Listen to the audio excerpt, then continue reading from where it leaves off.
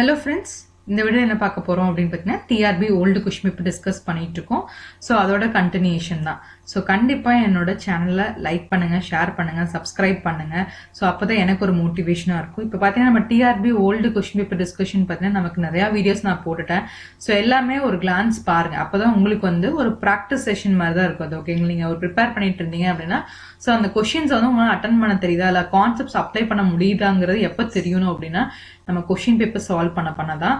So கண்டிப்பா solve பண்ணி பாருங்க. சோ ஏதாவது உங்களுக்கு டவுட்ஸ் இருந்துச்சு அப்படின்னா நீங்க வந்து கண்டிப்பா வந்து கமெண்ட் செக்ஷன்ல கமெண்ட் பண்ணலாம். ஓகேங்களா? சோ இப்போ நம்ம வீடியோக்குள்ள போலாம்.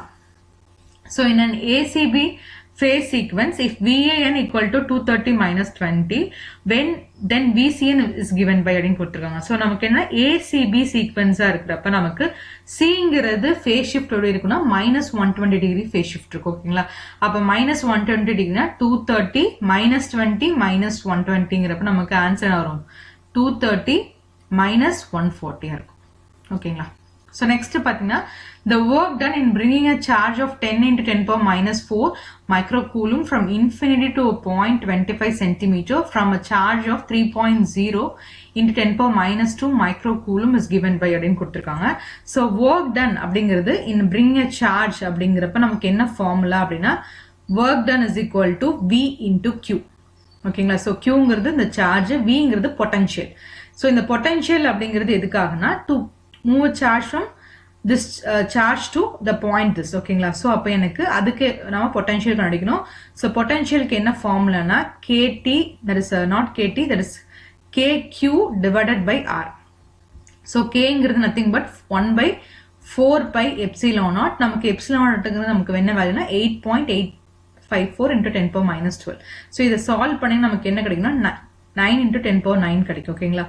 சோ 9 into 10 power 9 into Qங்கிறது சார்ஜ். சோ Q சார்ஜ் பார்த்தீங்கன்னா 3 into 10 power minus 2 மைக்ரோகூலும். அப்ப மைக்ரோகூலும்ங்கிறப்ப நமக்கு இன்னொரு 10 power minus 6 வரும். Divided by 25 centimetre. So 25 into 10 power minus 2. ஓகேங்களா?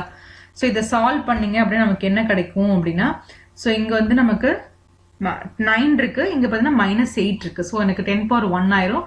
சோ இது மாதிரியே மேல இருப்ப நமக்கு 10 power 3 ஆயிரும். சோ நமக்கு சால்வ் பண்றப்ப என்ன வரும்னா ஆன்சர் 1079 அப்படின்னு வரும். ஓகேங்களா? இப்போ நம்ம அதை இங்க அப்ளை பண்ணலாம். சோ 1079 into இங்க சார்ஜ் என்ன 10 into 10 power minus 4 into 10 power minus 6 மைக்ரோகூலும். ஓகேங்களா?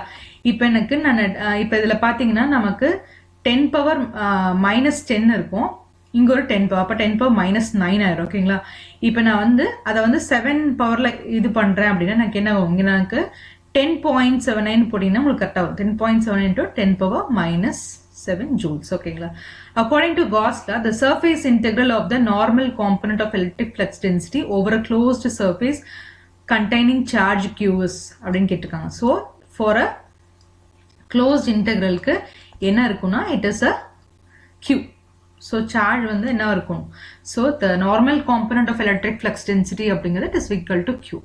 ஏன் அப்படின்னா so according to Gauss law படி பாத்தீங்கன்னா நமக்கு டோட்டலா எலக்ட்ரிக் ஃப்ளக்ஸ் எல்லாமே ஒரு க்ளோஸ் சர்ஃபேஸ்ல இருக்கிறப்ப it will be directly proportional to the charge enclosed by the surface. ஓகேங்களா? சோ உங்களுக்கு ஏதாவது டவுட்ஸ் இருந்தா கமெண்ட் செக்ஷன்ல கமெண்ட் பண்ணுங்க. Thank you.